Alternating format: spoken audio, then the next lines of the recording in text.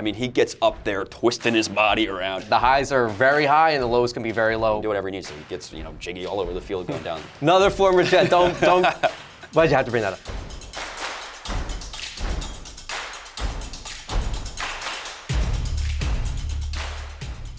Hello, welcome to Football X's and O's, our weekly tactics show giving you the inside analysis on the best NFL matchups every Monday. This will be a special edition of X's and O's as we'll look at the Seattle Seahawks' best plays of the season and the road to Super Bowl 60. I'm Ryan Studo, alongside me is NFL expert David Scott. David, the Seahawks were one of the great success stories of the 2025 season, and now they have a chance to win Super Bowl 60. Yeah, last year you could have never seen this coming, but boy, great turnaround. Sam Darnold, it's been a great bunch. I'm excited to watch him. Yeah, they have a great defense as well. So, David, what topics do you have for us? All right, we're talking about Coop There It Is. Cooper Kupp, big offseason acquisition for the Seahawks. Not the flashiest player this year, but very important to that team. We're going to talk about a superstar duo in Jaxon Smith-Njigba and Sam Darnold. They've come together very well and produced some flashy plays. We'll talk about one of those. Talk about Barn Burner. A.J. Barner has been a great tight end for the Seahawks, really emerging this season. He's been their number 3 option this year.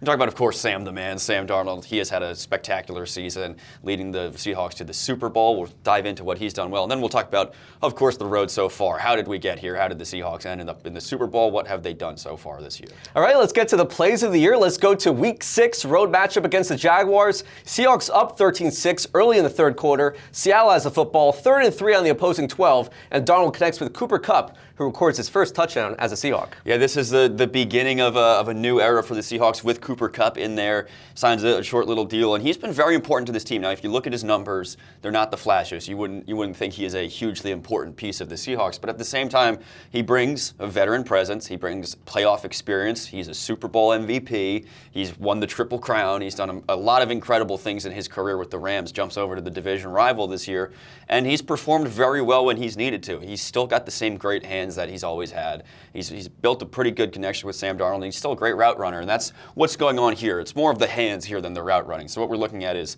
something I've targeted a couple times throughout the year, which is the goal line fade. Yeah. We love the goal line fade, and Kupp runs this route perfectly. It's a very simple route. All you got to do is just get past your man, slow things up, fade towards the corner of the end zone. It's not that tough for any receiver to do it, but what you got to do is get a good ball in there over the shoulder. So Sam Darnold's got an important part to play here. Can't just throw a normal lob pass. Got to get that ball in over the shoulder, and Kupp's got to be able to get this ball in his hands in a contested environment, short distance to the line for out of bounds. That's all got to come together perfectly on the goal line fade. So a lot going on despite the simplicity of the route. And between two veterans in Kupp and Darnold, not that hard for them to execute. It's a great play. It obviously results in a touchdown. And this is just, maybe it's not one of the best plays of the year, but it's a way to really highlight the importance of Kupp in this offense, the things that he can do well, and how he has really strengthened this team in the 2025 season. A fade is usually a design play where the ball is always going to that player that it's schemed up for. But at the same time, you can't exactly plan when the ball is going to get there. This ball is snapped. Darnold basically just has to throw it from when it's snapped. The second Kupp turns his head, if the ball is not exactly where it's supposed to be, then this play doesn't work. He can't turn and wait for the ball to get there. Yeah. He's, turning your head, bam, it's in your face. Yeah. And so you got to be able to handle that split-second decision well. Your hands got to be able to get there. You got to have strong hands. Again, always works out fine with these two, especially when Kupp's catching the football. And with Sam Darnold, the precision passing was on full display, and you said it best. It's probably not one of the best plays of the year, but this is such an underrated play that probably gets overlooked, and that's why we're highlighting this, because of Darnold's precision passing. We could show you deep passes all the time when it comes to Darnold, but this was just precision passing, and this was a prime example of it. Yeah, there's going to be plays like this that happen all the time throughout the course of the season and into the playoffs. Just things that look simple on paper, that are fairly simple scheme-wise, that are incredibly important for the scope of the game and the season. Kupp's probably caught a million fade routes in his career and scored dozens of touchdowns off of fade routes. And this one was week 6. Maybe not the most crucial of games, but at the same time, something like this could come out in the Super Bowl. We could see the Seahawks are 8 yards from the end zone. They really got to have it, and just throw one up to Cooper Kupp, who's going to come down with it. Kupp's skill set that is shown off in this play is going to be important in the Super Bowl. Exactly, and JSN, he'll be against Christian Gonzalez, so that's obviously a tough matchup. So Cooper Kupp might be that guy that gets 4 or 5 catches in this game, possibly at the end of the game. That is that reliable target for Darnold. And Darnold, he obviously has JSN, he has Barner. We'll talk about him later. player, but Cooper Kupp might be that guy in the Super Bowl. I might take home another Super Bowl MVP, maybe. Hey, you never know. You never know. All right, so the second best play of the year, we'll take you to the Week 11 road matchup versus the Titans, 3-3 game. Early in the second quarter, the Seahawks have the football, 3rd and 6 on their own 37, and Darnold throws a perfect deep ball to Jaxon Smith-Njigba for the 63-yard touchdown. Yeah, we were talking in the last play about simplicity, short routes, the quick decision making. This one is just bomb it down the field. You know who's going to be there. JSN. And we've talked a lot about JSN this year, about him being a breakout candidate, a guy who is now, one of the favorites, if not the favorite for Offensive Player of the Year, and someone who probably coming into the league, you're not tipping to become that kind of player. He's a smaller build, slot receiver, very thin, not a heavy bruiser guy, but at the same time, he's got incredible speed, incredible quickness, great route running, and a great contested catch ability. Now, on this play, all he needs is the speed. He's just going to churn it up the field. Genuinely all he needs here, and he's going to blast past everyone. He's done this a lot this year, just getting down the field and waiting for Sam Darnold to rip him a deep ball. It's a huge part of their offense, actually. Now, he does a lot of great things on the field. His route running, he could be on any of these routes and be effective. He could be in the backfield and be effective. In this play, just send him down the field, and I'm sure we're going to see a lot of this in the Super Bowl. He's going to have Christian Gonzalez covering him, like you said earlier, so he's got a tough matchup. If Gonzalez is doing well, shadowing him, covering his route running, all right, line it up. Let's see what you can do down the field. Yep. And this play works out perfectly. Darnold's got a great deep ball. He's very accurate with the deep ball as well. He can hit Smith-Njigba in stride when he needs to. So they combine on this one. They've combined on other ones throughout the season. They'll probably hit 1 or 2 in the Super Bowl. Oh, you said it best. Just with the fact that, if maybe it's not working out in the short, intermediate game, just throw it deep to JSN. And because JSN has that playmaking ability and grown man ability. In this play, he just took it and went with it. The Titans defender had no chance against JSN in this play. Yeah, whether it's hitting him in stride or just tossing it up and letting him come down with it, I would be comfortable with doing either with JSN, because he's either going to beat his man just on pure speed and be open for that deep ball, or we've seen it happen multiple times where he's got to just get up higher than his defender. He's got an insane vertical for his size, and he's going to get up there and come down with the football. The defenders struggle to rip the ball away from JSN. More often than not, it's him high-pointing that football, getting down with it, and either getting a big gain or shoving off the defender and going in for a touchdown. So he does that really well. All facets of the deep ball. A lot of people would say, a deep ball is a deep ball. You just kind of chuck it, and it's all the same thing. But there's different ways to utilize it, whether it's, like we said, the contested catch or trying to get space down the field. And it's not just these straight go routes. He runs a post very well. He runs a corner very well. He can do whatever he needs to. He gets jiggy all over the field going down. So we're going to see Smith-Njigba utilized in a lot of ways in the Super Bowl. The deep ball is one that you should be watching out for. And for this to be one of the best plays, it's not only because of JSN, but Sam Darnold in this play as well. I mean, the deep ball, like you said, it's a really good deep ball from Sam Darnold, just pinpointing it, and that's an underrated aspect with Sam. There might be instances where maybe in the intermediate game, there might be 2 guys on 1 guy, and he unfortunately throws an interception or what have you. But this place showed it best, that he has that really nice deep ball, and he sets himself. The footwork is nice. And it was just perfect, accurate football in this play. Yeah, I mean, Sam Darnold was, the number 3 pick way back when, because he has very great talents, very great skill sets, very great physicalities. And one of those physicalities is the deep ball. He's got a great arm, very good arm strength. As you said, this is a 63-yard touchdown. I'm sure, obviously, it's not 63 yards in the air. It's very tough to do. Yeah. I don't know how many people can throw a football 60 yards in the air, but still, 40, 45 air yards. Doing that with accuracy is very important in the modern NFL. We're driving the football down the field. So Darnold has shown more and more as his career has progressed. He did it last year. He's doing it this year now. That he has the talents that you expect out of a top 5 NFL draft pick. Certainly didn't work out early in his career, but he broke out with the Vikings. He's continuing that now, and seems like he's really earning that $100 million contract. Hey, I'm going to expect 1 or 2, maybe 3 plays where they're just going to say, you know what, we have JSN, Gonzalez, let's just throw it deep and hope for the best. And with JSN, why not? Send it down there and pray.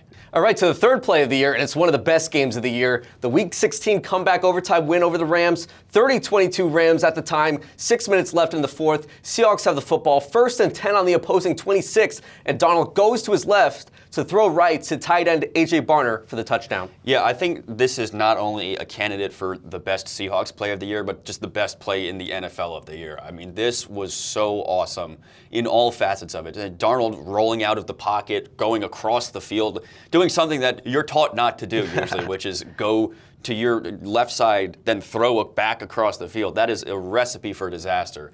But in this play, it works out really well, and I like how it is assembled from just from like starting at the line. So not even just the routes of it, but at the line. The way we're looking at it here is, Barner is lined up as a blocker, and he's got another blocker to the left of him.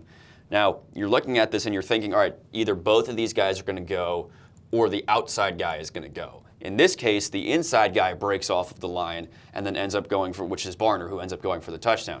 If I'm looking at that as a defender, that's not someone I'm expecting to come off the line by themselves. I'm either thinking if this guy's not moving, then this guy's not moving. So already a little bit of confusion. Then we add in the play action element. Then we add in Darnold rolling to the outside.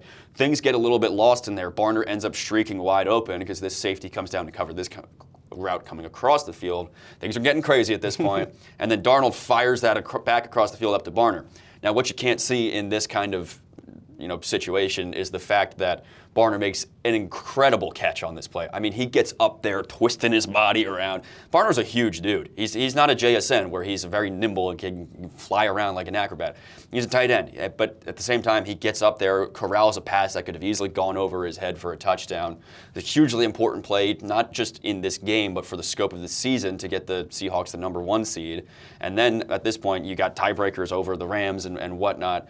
Hugely important play. Barner has become hugely important in the playoffs as well. I think this is possibly the greatest play in the NFL this season. Oh, definitely. I mean, they were down 8 at the time. It's late in the fourth quarter. And A.J. Barner, you said it best. I think he had the second most receptions on the team. So he was a very underrated part of the Seahawks offense. I can see Barner being, a factor in this game. I think he only has a couple catches in the playoffs, but it was only 2 games, obviously. But the Patriots, they're good against wide receivers, but the tight ends, that might be their weakness. So A.J. Barner, might get a touchdown. You never know. And I think this could be a good game for him. Yeah, the Patriots have Christian Gonzalez out there, who's a very good corner. But at the same time, as it goes down the list, lesser and lesser guys are going to get on coverage of the lesser, Seahawks options. So Cooper Kupp is going to be on, God only knows, on the Patriots defense. So Cooper Kupp's going to have his opportunities to get open. And then there's going to be A.J. Barner. Who's left to cover A.J. Barner? Is it going to be a linebacker on him? Is it going to be a safety coming down? He's going to have that opportunity to get open. It's just what are the Seahawks going to scheme up with Barner to find him those opportunities? I think when you're going into a game as crucial as the Super Bowl, where everyone is trying their hardest to cover, like Gonzalez, I'm sure, is going to be shadowing JSN only. I doubt he's going to be moving around the field. Barner's going to have his time to get open somewhere very important. We're going to see where it is, but you're right. He's certainly going to have his involvement in this game. Oh, definitely. And Sam Darnold, is very comfortable throwing to Barner, as you can see in this play. I mean, it was just a 26-yard touchdown, but in this play, it was 40-something air yards in this play. So, yeah, Barner had to make an amazing catch, but for Darnold to go to his left and to do that, I mean, that just speaks a lot of volumes, and that's something, again, we could probably see, Clint Kubiak try to do in the Super Bowl, maybe do some unorthodox type of plays to get the win against the Patriots. Yeah, definitely. I would hope that a little less scary than this play. Because maybe let's roll out and throw to our left side rather than rolling out and chucking it back across the field. You're certainly going to see these play action movement concepts. Darnold is good at throwing on the run and getting out of the pocket. You're certainly going to see that come about in the Super Bowl. Let's keep it a little cleaner than this one. I know it resulted in an awesome play, but at the same time, Sam Darnold had 20 turnovers this year. Some of them could have been from making these kinds of decisions. Yeah. Of course, when it works out, it's awesome. But, if this safety doesn't drop down to cover that crossing route, this is probably picked off very easily. So. It's definitely boomer or bust. I feel like Sam Darnold's career, it can get like that, but the highs are very high and the lows can be very low. One of the games against the Rams, I think he had 3, 4 interceptions. So, I think against the Rams this year, he had 6 turnovers up until that championship game. But NFC Championship game, he stepped up 3 touchdowns. He went back and forth with Matthew Stafford, and the rest is history. He's in the Super Bowl. All right, let's get to Sam Darnold. We've been talking about him a bunch, but let's really dissect his play throughout the season. He had 29 touchdowns, a lot of passing yards in this season, and I think it's a lot because of, JSN. He was with Justin Jefferson, obviously, with Minnesota last year, and the stats spoke for itself. This year, same thing, and I think he's really, he's been really good with his #1 receiver with Jefferson and now with JSN. Yeah, he's been great with that kind of receiver, but at the same time, let's give some credit to Sam Darnold. You look at, him with the Vikings last year, him and Justin Jefferson have a great season. You look at the Vikings now, Justin Jefferson, one of his worst seasons of his career without Sam Darnold. Yeah. I know they had some turmoil there with the quarterback situation, but let's maybe look at it as Sam Darnold elevates his wide receiver one rather than the wide receiver one elevates Sam Darnold. He's been spectacular in his last 2 stops in the NFL. He 4,000 passing yards or more, 30 touchdowns.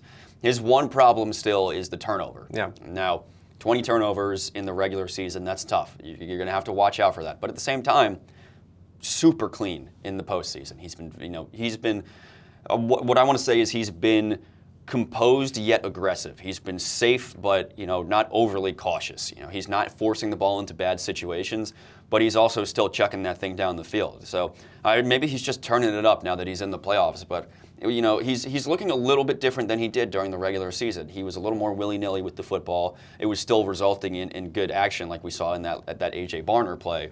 But at the same time, a little less cautious than he's been in the playoffs.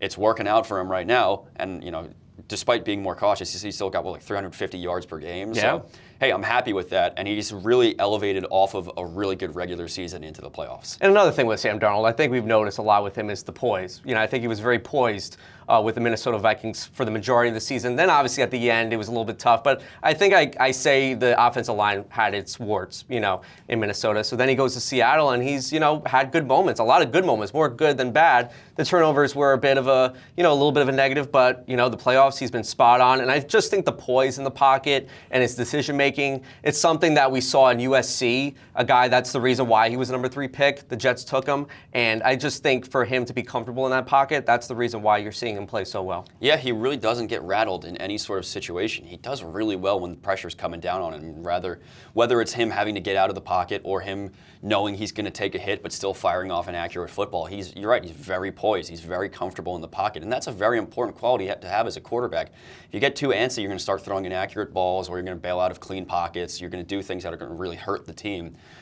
As you said, a lot more good moments than bad moments. His bad moments aren't because he's is scared in the pocket or getting nervous. He likes to take risks. Yeah, he does like to take risks, but they're calculated risks, and most of them turn out to be positive plays. 20 of them have turned out to be turnovers, but that's fine. You can disregard that because you're in the Super Bowl. Definitely. And, we said about the playoffs, he's looked like a really good quarterback. And, hey, for him to be a Super Bowl MVP after all those years of dysfunction with the Jets, my Jets, the Carolina Panthers, he didn't look good. And even he was a backup in the Super Bowl. And this is not his first Super Bowl, but he obviously didn't play in it. But for his journey, where he is right now, it's truly remarkable. Yeah, this is really one of the special stories in sports right now, and we'll see if he can complete it with a Super Bowl win. But to go from a top pick, the Prince who's promised for New York, to end up being cast out, sent to the Panthers, struggling on the Panthers, going to be a backup, and then reviving your career. Let's not forget, he was going to be a backup in Minnesota as well. Yeah. And then one injury sets him back on the right path in his career. So it's been a really cool story. I would love to see it be completed on Super Bowl Sunday, and we'll see if he can finish it off. All right, let's get to the last topic, and it's the Seattle Seahawks as a whole. They were 14-3, only one of the best teams, if not the best team in the NFL. I just feel like they're so well-rounded. The stats speak for itself. I mean, we talked about Darnold in that offense, but that defense is just so good. I mean, it's one of the best defenses in the league. Byron Murphy in the front, Leonard Williams, the cornerbacks, Witherspoon. They have a really good defense, and it's led by Mike Macdonald, and this is the reason, one of the biggest reasons why they're 14-3. Absolutely, and you can look at the NFC Championship game and say, the defense let up a bunch of points. But at the same time, you look at that game, they had Matt Stafford in hell for it's the Rams, game. I mean, regardless of the points that would be putting up, they were still really getting after it against a solid offensive line. The Rams have a really good offensive line unit, one of the best, rivals the Seahawks offensive line. And when the Seahawks and Rams play, they just produce fireworks all the time. So I'm not really looking at that as an indictment on the Seahawks defense. What I'm looking forward to is seeing how the Seahawks defense performs against the Patriots offensive line. The Patriots have one of the worst offensive lines in football. That's going to be a huge clash. But we've seen it from the Seahawks defense, from the Seahawks offense, from the Seahawks special teams, which they've been really good at, which we can touch on more, is that regardless of the opponent, whether it is a team like the Rams, whether it's the Titans, whether it's the Jaguars, any caliber of NFL team, they have been so strong against. It really doesn't matter. They put up points on anyone. They hold anyone to lesser points. It's been so good to watch. Like you said, very well-rounded team. They do just about everything right. Exactly, and the defense. I mean, they're really good against the pass, but even the run too. So it's tough. If the pass game doesn't work, you get to the run game, and they're stuffing you too with Byron Murphy. I mean, he's 6'3", 300 pounds. Leonard Williams, I mean, he's a Pro Bowler. He's a really good player. So it's Another not easy. Jet. Another former Jet. Don't. Why'd you have to bring that up? But yeah, the Seahawks defense is just spectacular, and that's the reason I think is one of the reasons why we're here right now. And I think at the same time, though, with the Patriots, Drake May, obviously one of the best quarterbacks in the league, number 2, probably favored for MVP. He's got that running ability. He can move when he wants to, so this is going to be a task. You know, you're not going to be facing a guy that's going to be a statue in the pocket. They have to be ready for Drake May. Yeah, it will be interesting to see how the Seahawks defense handles May's running ability, because in that last game against the Broncos, he got out of the pocket a lot. They were struggling in the passing game. He was able to move around and escape and get positive yardage because of his legs. He did it against the Texans as well. He did it against the Chargers. I think he was a leading rusher for the Patriots in 2 of their playoff games. Probably. At least one of them. I know the Chargers game, he was their leading rusher. So he has a unique ability to be a great passer and a great runner. So how do the Seahawks handle that? I'm sure they're going to be just fine. I really think they're going to be just fine. But at the same time, he can do things that are going to surprise them. I don't think they've seen a quarterback do this in the playoffs yet. So that'll be a unique challenge for them to go up against. But their offense is going to probably handle business as well. Their special teams, big shout out to Raheed Shaheed. Oh, yeah. What an acquisition for them. He has just been burning it up on kick returns and punt returns. So, I mean, watch out for their special teams to continue doing that work. Watch out for their defense to get after Drake May. Watch out for the offense to score countless points. I mean, I'm very confident in the Seahawks based on how I've seen them play so far in the playoffs. You just said it. You're confident in them. I'll give prediction time. Seahawks, Patriots. I think the Seahawks are one of the best. I would say maybe after the top 10, they're probably one of the best teams in Super Bowl history. The Patriots, I don't know. They played a lot of easy competition, but they did turn it on in the second half. What do you think is going to happen in this game? The Patriots, we've said it before, that they had a fairly easy regular season schedule, and then you go to the playoffs and you think, all right, this is where they can be vindicated. They can really prove that they weren't just merchants of their schedule, and then somehow just everything goes right for them schedule-wise. You get the Chargers' offensive line, which is maybe the only one that is worse than the Patriots' offensive line. You get the Houston Texans, and where C.J. Stroud forgets how to play quarterback, and then you get the Broncos with their backup quarterback in the snow. The factors that have come together for the Patriots to get to the Super Bowl have been just the stars have aligned. And now that's not a knock on the Patriots. You have to win. They're still a very good football team, and they're still winning these football games. At the same time, you're coming up against a fully healthy Seattle Seahawks who have steamrolled 2 of the best teams in the NFL in their 2 games to get to the Super Bowl. I don't think that is going to be a good sign for the Patriots. I think the buck stops here. Seahawks are probably going to take hope and win. I would say my hot take will be that the Seahawks are going to win by double digits. Oh, wow, that is a hot take. I think it's going to be a close game, but I still have the Seahawks winning. I mean, hey, I didn't have them beating the Rams. I thought at the same time, though, the Seahawks-Rams game, whoever is winning that game is going to be a 4.5-point favorite, and sure enough, 4.5-point favorite. So you're saying it's going to be blowout. I say it's close. So I think I think it's a good prediction from you. Should be a really exciting game regardless. Yeah, sounds good. All right, that's going to wrap things up here at Football X's and O's, a special edition of it. You can catch us every Monday. We also have Ain't There a Ball every Thursday. Please like and subscribe and let us know in the comments who you think is going to win Super Bowl 60.